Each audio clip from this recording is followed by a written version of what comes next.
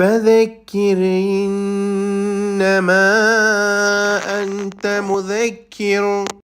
അതിനാൽ നബിയെ, നീ ഉത്ബോധിപ്പിക്കുക, നീ ഒരു ഉത്ബോധകൻ മാത്രമാകുന്നു. ലസ്ത അലൈഹിം ബിമുസൈത്തിർ. നീ അവരുടെ മേൽ അധികാരം ചെലുത്തേണ്ടവനല്ല. ഇല്ലാ മൻ തവല്ലാ വകഫർ. പക്ഷേ വല്ലവനും തിരിഞ്ഞു കളയുകയും അവിശ്വസിക്കുകയും ചെയ്യുന്ന പക്ഷം فَيُعَذِّبُهُ اللَّهُ الْعَذَابَ الْأَكْبَرُ. അല്ലാഹു അവനെ ഏറ്റവും വലിയ ശിക്ഷ ശിക്ഷിക്കുന്നതാണ്. ഇന്ന ഇലൈനാ ഇയാബഹും. തീർച്ചയായും നമ്മുടെ അടുത്തേക്കാണ് അവരുടെ മടക്കം.